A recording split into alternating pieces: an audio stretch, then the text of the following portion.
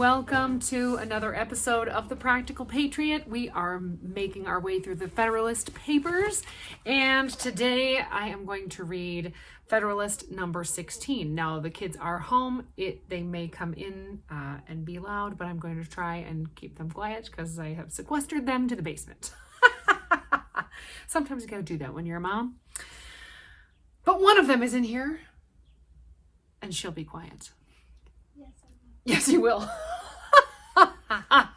All right, Federalist 16. Here we go. The title is The Same Subject Continued in Relation to the Same Principles, which was from Federalist 15, concerning the defects of the present Confederation in relation to the principle of legislation for the states in their collective capacities. Here we go. The tendency of the principle of legislation for states or communities in their political capacities, as it has been exemplified by the experiment we have made of it, is equally attested by the events which have befallen all other governments of the Confederate kind, of which we have any account, in exact proportion exact proportion to its prevalence in those systems. The confirmations of this fact will be worthy of a distinct and particular examination. I shall content myself with barely observing here that all of the confederacies of antiquity, which history has handed down to us, the Lycian and Achaean leagues, as far as there remain vestiges of them, appear to have been most free from the fetters of that mistaken principle, and were accordingly those which have best deserved and have most liberally received the applauding suffrages of political writers. This exceptionable principle may, as truly as emphatically, be styled in the parent of anarchy. It has been seen that delinquencies in the members of the Union are its natural and necessary offspring, and that whatever may happen, the only constitutional remedy is force, and the immediate effect of the use of it, civil war.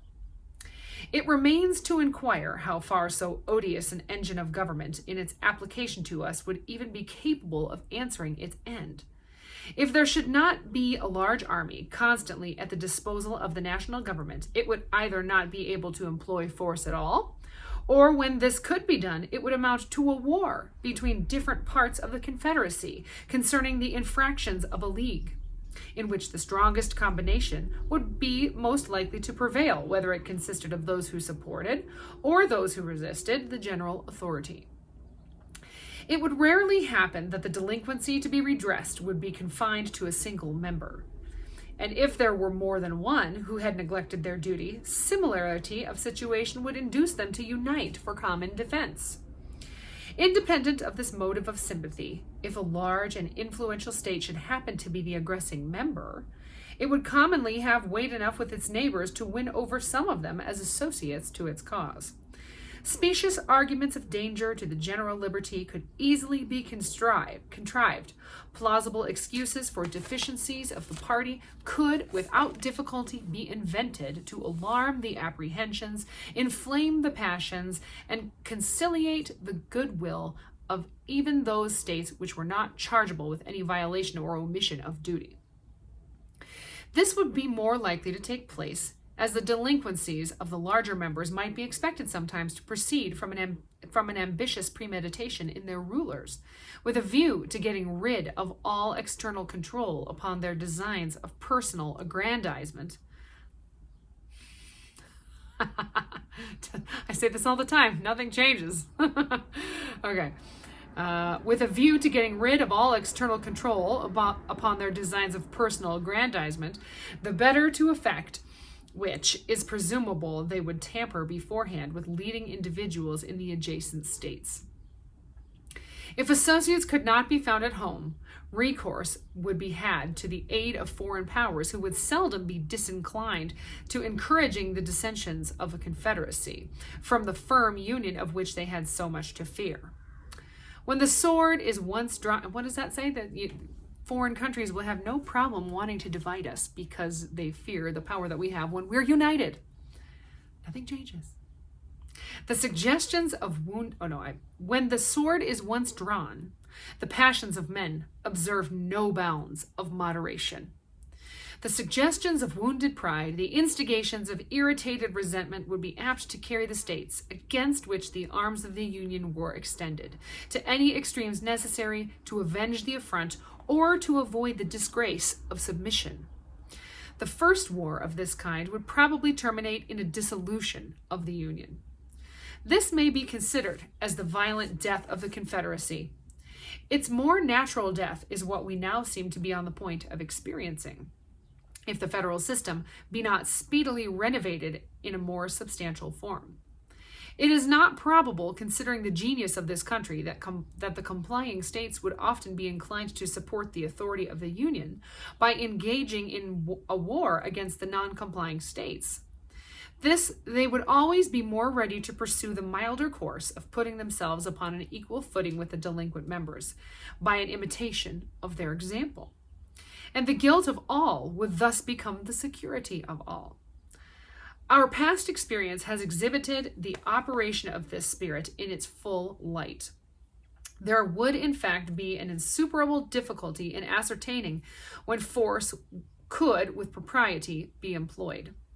In the article of pecuniary contribution, which would be the most usual source of delinquency, it would often be impossible to decide whether it had been proceeded from disinclination or inability.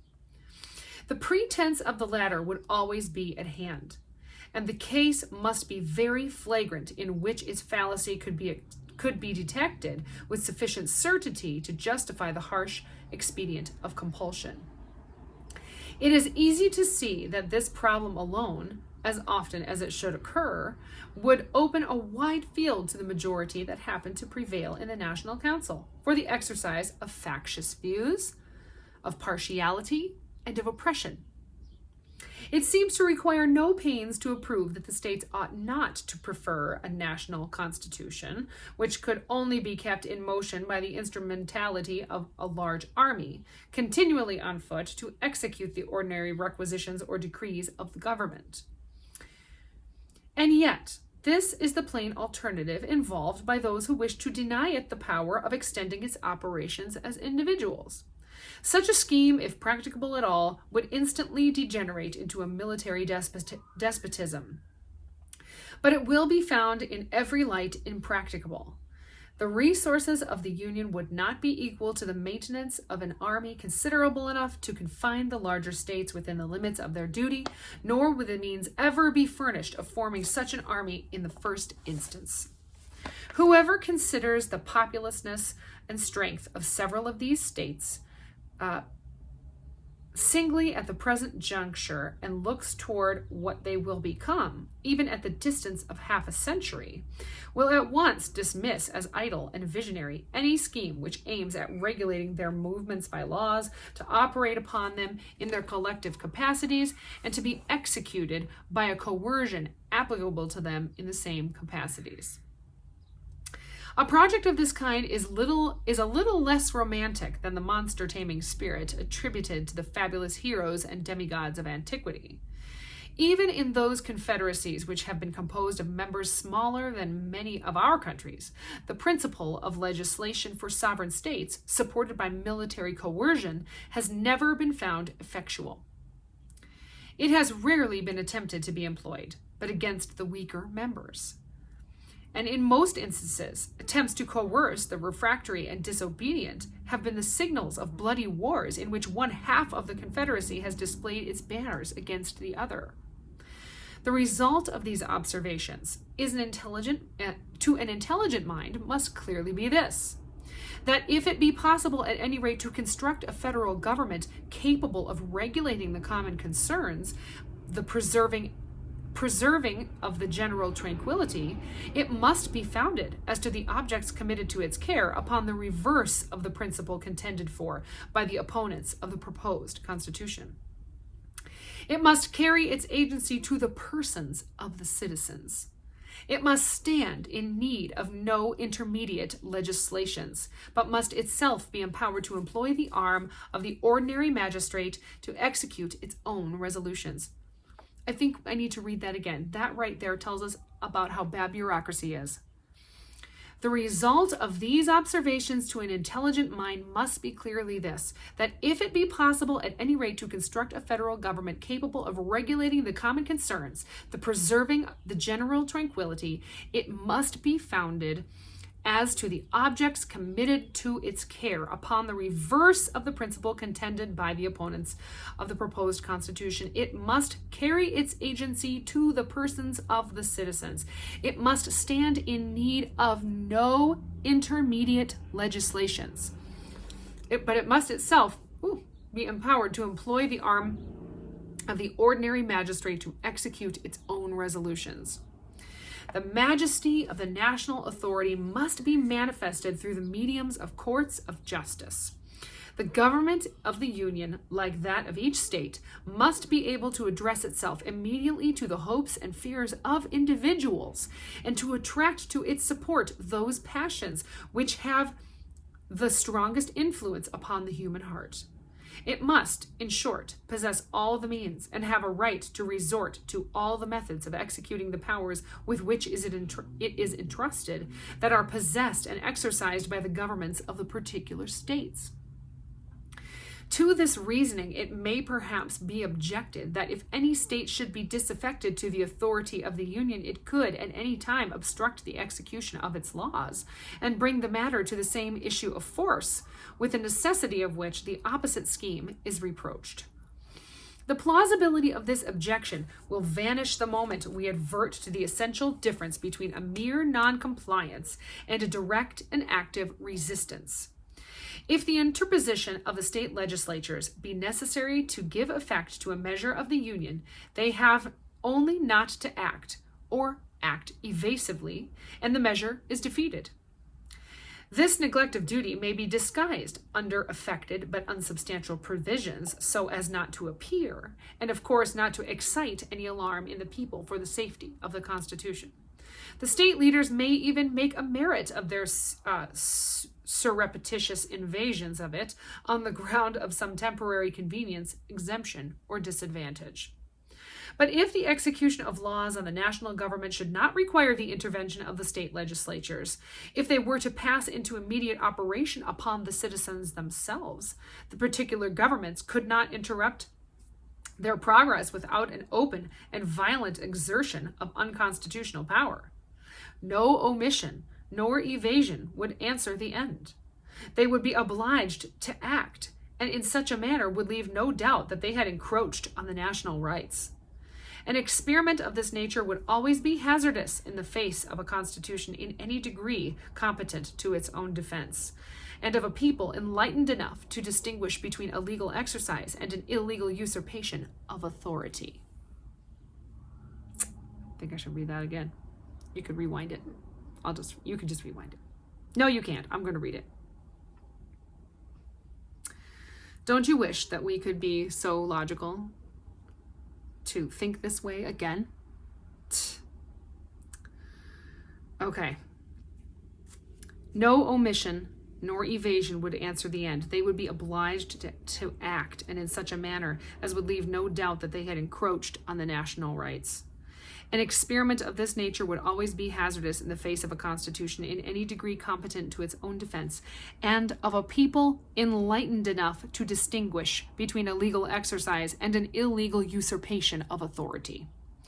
The success of it would require not merely a factious majority in the legislature, but the concurrence of the courts of justice and the body of the people. If the judges were not embarked in a conspiracy with the legislature, they would pronounce the resolutions of such a majority to be contrary to the supreme law of the land, unconstitutional and void. If the people were not tainted with the spirit of their state representatives, they, as the natural guardians of the Constitution, would throw their weight into the national scale and give it a decided preponderancy in the contest. Attempts of this kind would not often be made with levity or rashness, because they could seldom be made without danger to the authors, unless in cases of tyrannical exercise of the federal authority. If opposition to the national government should arise from the disorderly conduct of refractory or seditious individuals, it could be overcome by the same means which are daily employed against the same evil under the state governments. The magistracy, being equally the ministers of the law of the land, from whatever source it might emanate, would doubtless be as ready to guard the national as the local regulations from the inroads of private licentiousness.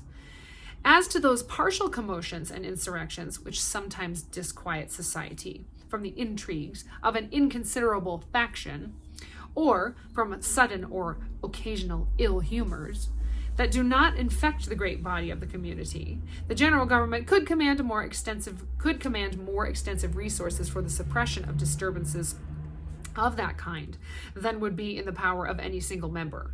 And as to those mortal feuds which in certain conjunctures spread a conflagration through the whole nation, or through a very large proportion of it, proceeding either from weighty causes of discontent given by the government, or from the contagion of some violent popular paroxysm, they do not fall within any ordinary rules of calculation.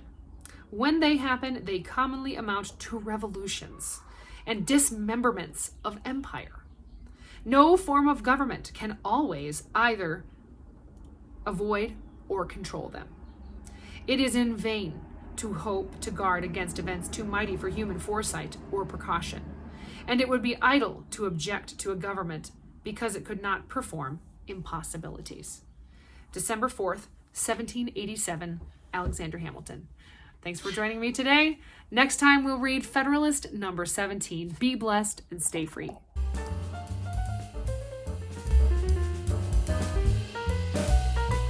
Thanks for watching The Practical Patriot. Like and subscribe below. That's right.